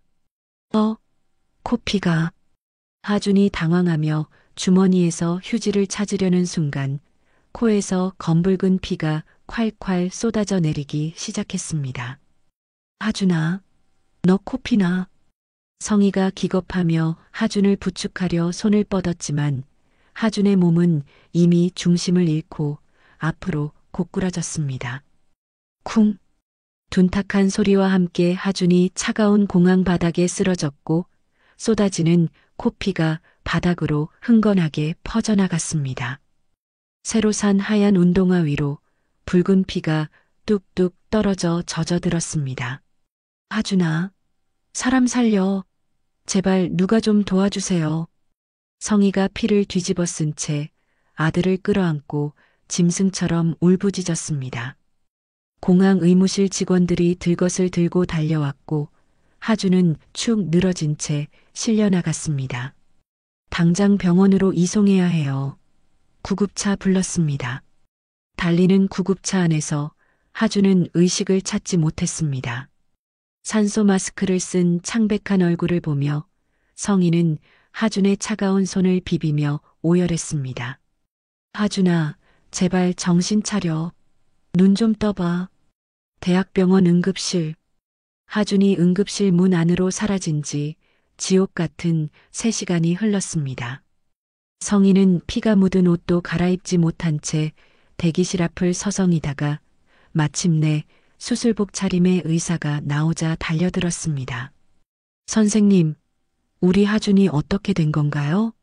성희가 의사의 가운을 부여잡고 떨리는 목소리로 물었습니다. 마음의 준비를 하고 들으셔야겠습니다. 검사 결과 신장 기능이 20%도 채 남지 않았어요. 심각한 말기 신부전입니다. 성희는 머리를 망치로 맞은 듯 멍해지며 다리에 힘이 풀려 주저앉을 뻔했습니다. 말기 신부전이라니요? 그게 무슨 말씀이세요? 그동안 통증을 진통제로만 버텨온 것 같은데 독한 약 때문에 신장이 완전히 망가졌습니다. 이미 80% 이상이 손상된 것 같습니다. 그럼 어떻게 해야 하나요? 치료법은 있는 거죠? 당장 투석을 시작해야 생명을 유지할 수 있습니다. 하지만 근본적으로는 신장 이식 수술밖에는 답이 없습니다. 의사가 조심스럽게 최후의 수단을 꺼냈습니다. 이식이요? 제가 줄게요. 제 신장 떼어가세요. 엄마니까 당연히 줄 수 있잖아요. 성희가 1초의 망설임도 없이 외쳤습니다. 진정하세요. 일단 조직 적합성 검사부터 진행해야 합니다. 가족이라고 해서 무조건 맞는 건 아닙니다. 검사 결과가 나올 때까지 기다리셔야 합니다. 피를 말리는 이틀이 지나고 검사 결과가 나왔습니다. 하주는 중환자실에서 기계에 의존해 힘겨운 투석을 받고 있었고 성희는 중환자실 유리창 너머로 아들만 바라보았습니다. 담당 의사가 무거운 발걸음으로 검사 결과지를 들고 다가왔습니다. 죄송합니다. 어머니와는 조직 적합성이 전혀 맞지 않습니다. 이식이 불가능합니다. 성희의 얼굴에서 마지막 남은 핏기마저 사라졌습니다. 그럼 다른 방법은 없나요? 제발 뭐라도. 혹시 직계 가족 중에 다른 분이 계신가요? 아버지라든지 형제라든지. 의사가 조심스럽게 묻자 성희의 머릿속에 한 사람이 스쳐 지나갔습니다. 준혁. 민사소송에서 패소해 빈털터리가 되어 쫓겨난 그가 지금 어디에 있는지조차 알 수 없었습니다. 성희는 지푸라기라도 잡는 심정으로 김민수에게 연락해 준혁의 행방을 샅샅이 뒤졌습니다. 결국 서울 변두리 달동 내에 허름한 여관방에서 지내고 있다는 정보를 입수했습니다. 장대비가 억수같이 쏟아지는 밤, 성희는 준혁이 숨어있는 여관으로 달려갔습니다. 쓰러질 듯 낡은 건물 3층, 방 앞에 선 성희는 흠뻑 젖은 손으로 문을 두드렸습니다. 누구요? 안에서 잔뜩 경계하는 준혁의 목소리가 들렸습니다. 나야, 문 좀 열어봐. 잠시 후 삐걱 소리와 함께 문이 열리고 수염이 덥수룩하고 꾀재재한 몰골의 준혁이 나타났습니다. 이성애? 당신이 여긴 어떻게 알고? 준혁아, 제발 부탁이 있어. 성희가 바닥에 무릎을 꿇으려 하자 준혁이 화들짝 놀라며 성희를 일으켜 세웠습니다. 뭐 하는 짓이야? 남들 보니까 일단 들어와. 두 사람이 좁고 어두운 방 안으로 들어서자 침대에 널브러져 있던 유나가 벌떡 일어났습니다. 뭐야? 내년이 여길 왜 와? 우리 꼴 망한 거 구경 왔어? 성희는 유나의 독설을 무시하고 준혁의 손을 잡으며 절박하게 말했습니다. 우리 하준이가 죽어가고 있어. 신장이 다 망가져서 이식 수술을 안 하면 죽는데. 준혁의 멍한 눈동자가 크게 흔들렸습니다. 뭐? 그게 무슨 소리야? 내 신장은 안 맞는데. 네가 유일한 희망이야. 제발 부탁이야, 준혁아. 하준이 좀 살려줘. 성희가 빗물과 눈물이 뒤섞인 얼굴로 애원했습니다. 그때 상황을 파악한 유나가 눈을 번뜩이며 끼어들었습니다. 잠깐, 이거 아주 좋은 기회네. 유나가 서랍을 뒤져 구겨진 종이 한 장을 꺼내더니 펜으로 뭔가를 휘갈겨 썼습니다. 자, 이 각서에 도장 찍어. 내용은 간단해. 우리한테 건 모든 소송 싹 다 취하하고 합의금으로 현금 50억 내놓는다는 거야. 유나가 종이를 성희의 코앞에 들이밀었습니다. 뭐라고? 지금 사람이 죽어가는데 돈 얘기가 나와? 네가 인간이니? 성희가 치를 떨며 유나를 노려보았습니다. 인간이고 나발이고 도장 안 찍으면 내 아들 죽는 거야. 선택은 네가 해. 시간이 별로 없을 텐데. 유나가 악마처럼 웃으며 비열하게 협박했습니다. 준혁마저 쭈뼛거리며 성희의 시선을 피했습니다. 나도 솔직히 수술 무서워. 내가 왜 내 몸 희생해가며 그래야 해? 나도 얻는 게 있어야지. 성희는 분노와 절망 사이에서 피가 거꾸로 솟는 것 같았습니다. 하지만 하준의 창백한 얼굴이 눈앞에 아른거려 거절할 수가 없었습니다.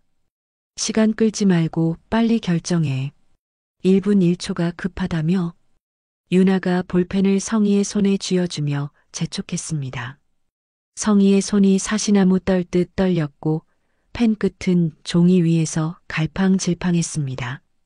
성희가 피가 마르는 심정으로 펜을 쥐고 손을 벌벌 떨고 있는 찰나 여간방 문이 쾅 하고 부서질 듯 열렸습니다.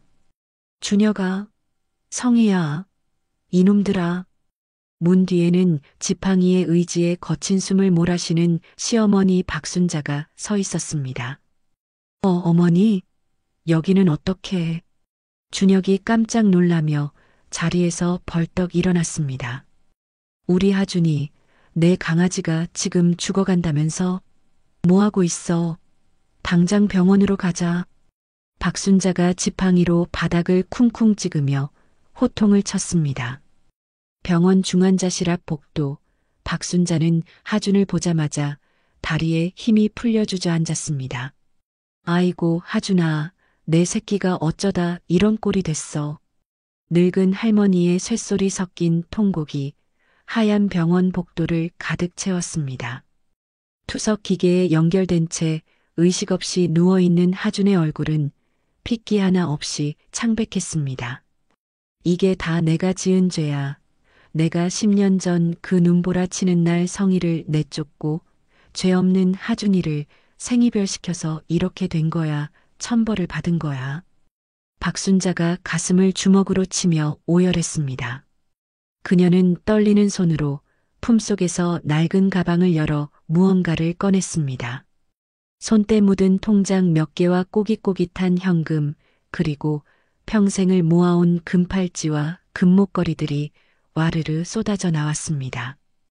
유나야, 이 나쁜 년아, 이거 다 가져가. 내 전 재산이다. 이거 줄 테니까 당장 수술 동의서에 도장 찍어. 박순자가 폐물을 유나의 발치에 집어던졌습니다. 준혁아, 내 놈이 애비냐? 10년 동안 아들 내팽개치고 살았으면 마지막 양심이라도 있어야지. 이제 와서 뭘 망설여? 박순자가 아들을 향해 지팡이를 휘둘렀습니다. 내가 지은 죄가 이렇게 업보로 돌아와 내 가슴을 찢는구나. 하지만 하준이는 아무 죄도 없어. 제발 우리 하준이는 살려야 해. 준혁은 늙고 병든 노모의 모습을 보며 가슴이 미어지는 듯 했습니다.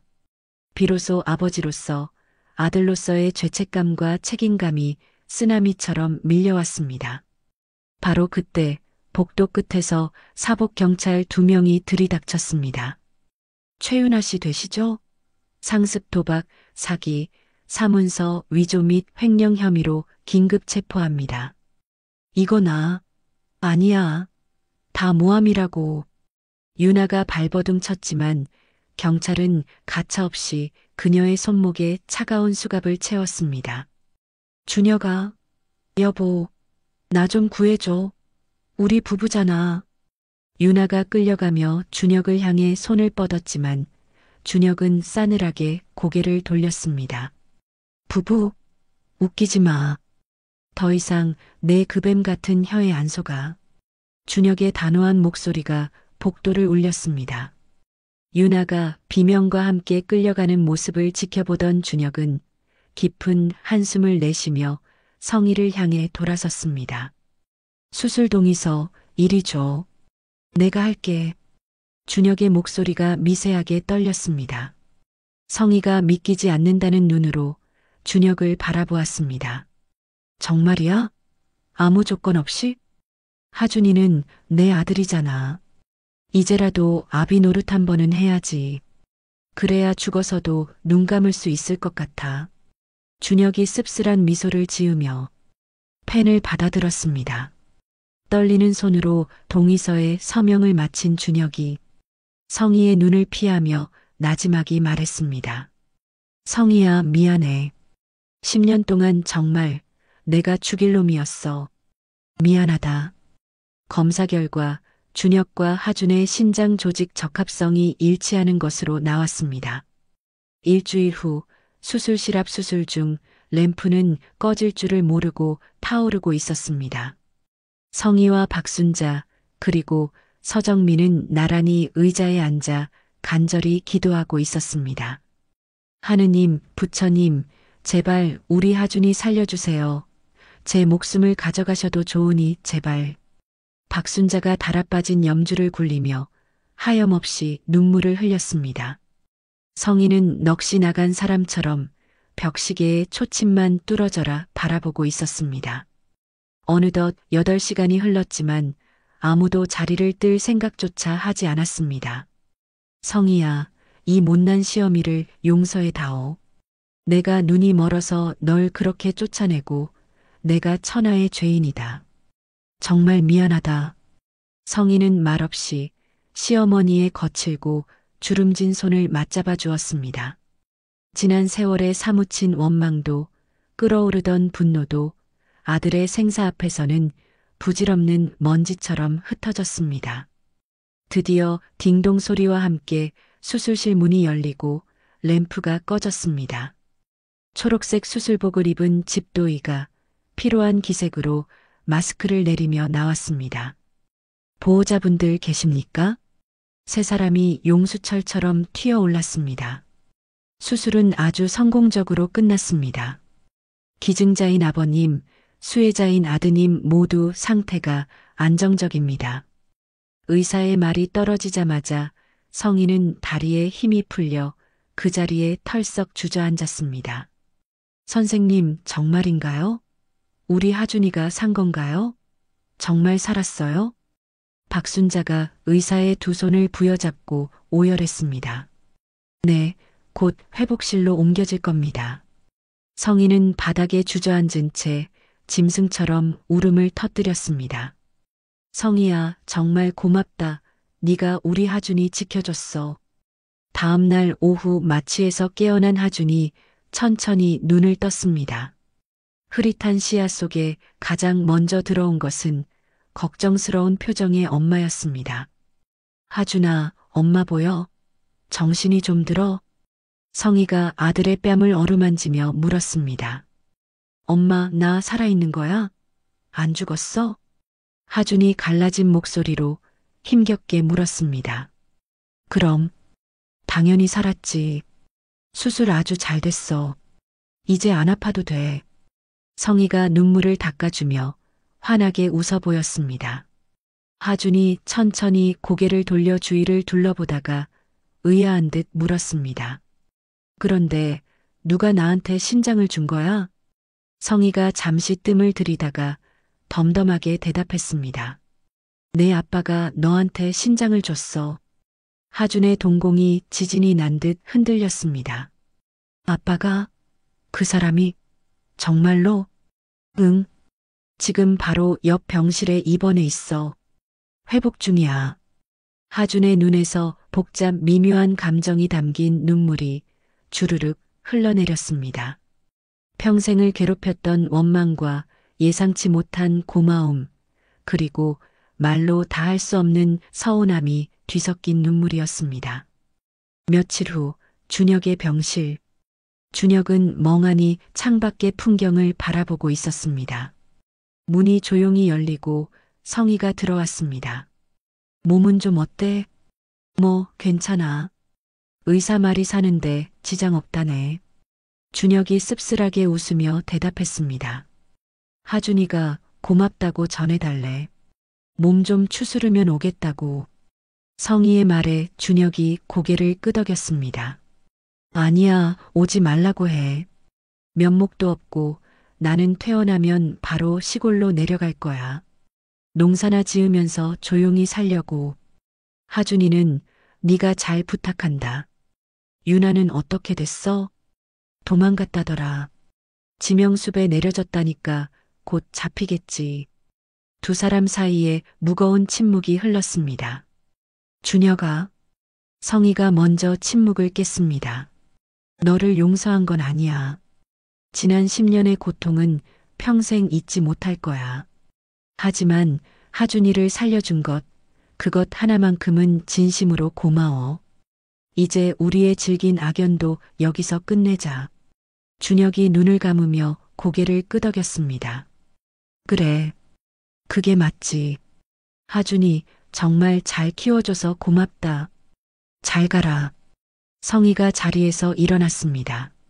병실 문을 나서기 직전 성희는 잠시 멈춰서서 뒤를 돌아보지 않은 채 한마디를 남겼습니다. 건강해라. 문이 닫히고 홀로 남은 준혁은 다시 창밖을 바라보았습니다. 10년간 서로를 올감했던 지독한 악연의 고리가 마침내 끊어지는 순간이었습니다. 1년이라는 시간이 흐르고 다시 찾아온 봄날, 서울 근교의 한적한 주택가에는 따스한 햇살이 축복처럼 내리쬐고 있었습니다. 하준의 부엌이라는 소박하지만 정감 있는 나무 간판 아래 입구에는 개업을 축하하는 화환들이 화려하게 장식되어 있었습니다. 하준아, 손님들 오신다. 어서 준비해. 성희가 회장님의 근엄한 정장 대신 수수한 앞치마를 두르고 문 앞에서 손님을 맞이하며 꽃처럼 활짝 웃었습니다. 제일 먼저 가게 문을 열고 들어선 손님은 다름 아닌 박순자 할머니였습니다. 할머니의 얼굴에는 지난날의 도끼는 온데간데였고 손자에 대한 대견함과 자랑스러운 미소만이 가득했습니다. 아이고, 우리 하준이가 드디어 제 가게를 열었구나. 할미가 첫 번째 손님이다. 할머니, 어서 오세요. 오시는 길 힘들지 않으셨어요? 제일 따뜻하고 좋은 자리로 모실게요. 하준이 주방에서 한달음에 달려나와 할머니의 팔을 부축하며 안쪽 상석으로 정중하게 모셨습니다. 뒤이어 서정민 변호사도 큼지막한 꽃다발을 하나를 안고 환한 미소로 들어왔습니다. 하준아, 개업 진심으로 축하해. 그리고 성희 씨, 그동안 뒷바라지하느라 정말 수고 많았어요. 어머, 서 여사님도 와주셨네요. 바쁘실 텐데 이렇게 와주셔서 정말 감사해요. 그동안 도와주신 덕분이에요. 성희가 서정민의 두 손을 꼭 맞잡으며 감사의 인사를 건넸습니다. 어서 오세요. 오늘 개업 첫날이라 시루떡이랑 서비스 팍팍 드립니다. 많이들 드세요.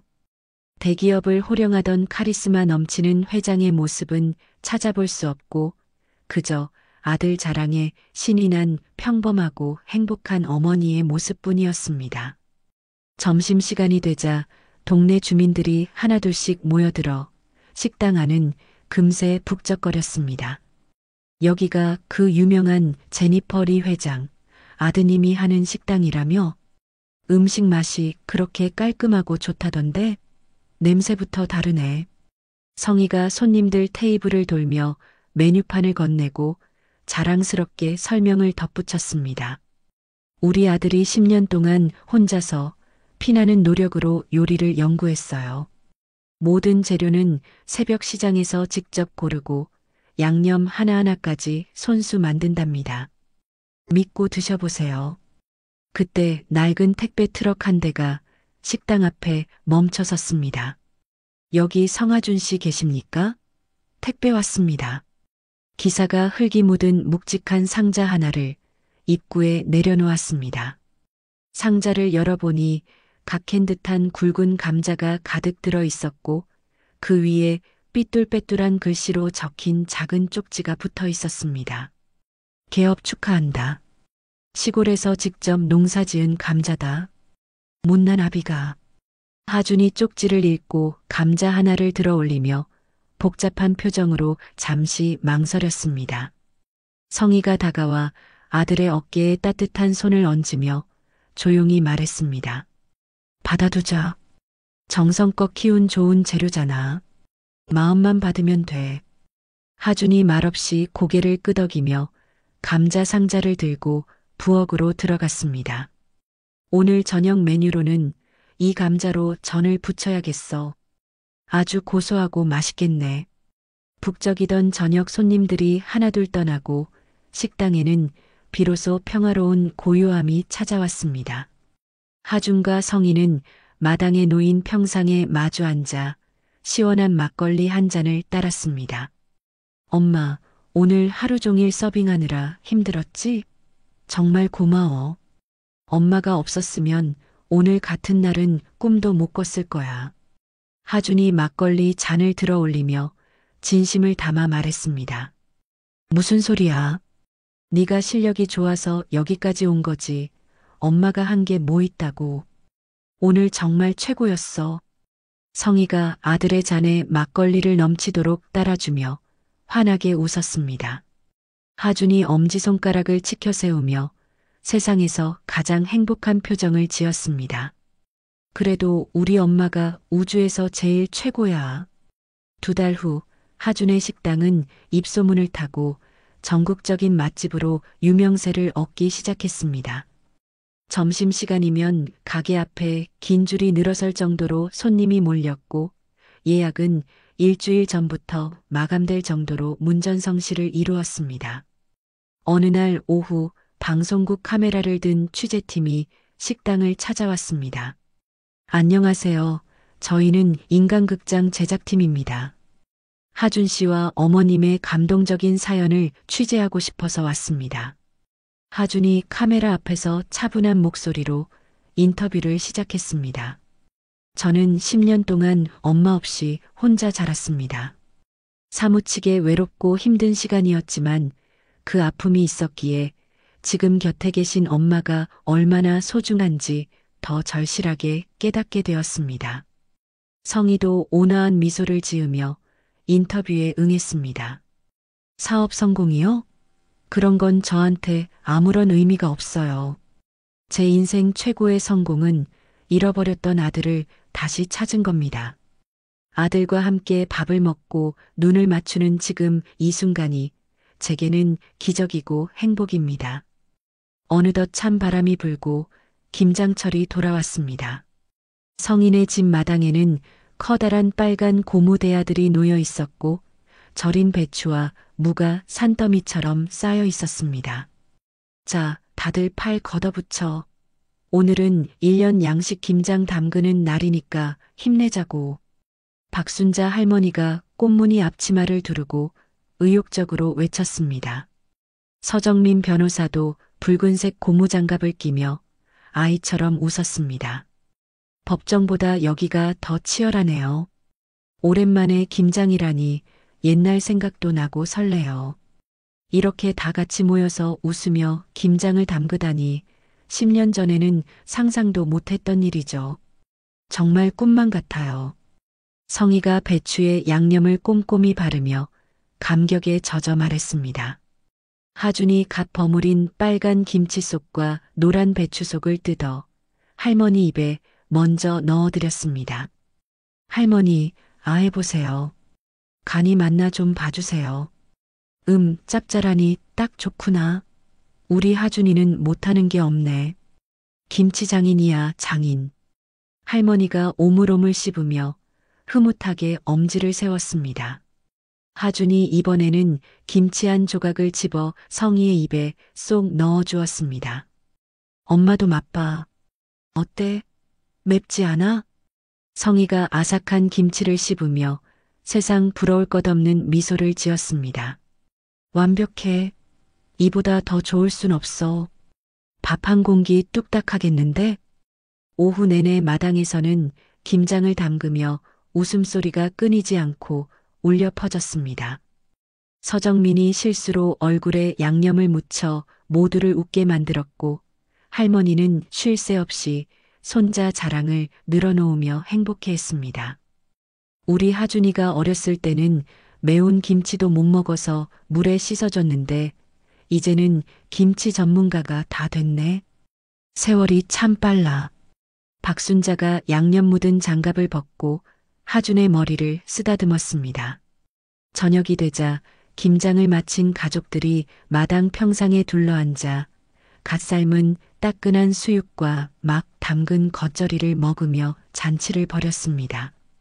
이렇게 좋은 사람들과 맛있는 음식을 먹으니 정말 좋네요. 사는 게 별거 있나요? 서정민이 막걸리 잔을 높이 들며 말했습니다. 식사가 끝나고 성희와 하준은 평상 끝에 나란히 앉아 저물어가는 해를 바라보았습니다. 하준이 엄마의 어깨에 머리를 기대자 성희가 사랑스러운 눈길로 아들의 머리를 쓰다듬었습니다. 엄마, 지금 행복해? 하준이 나직이 물었습니다.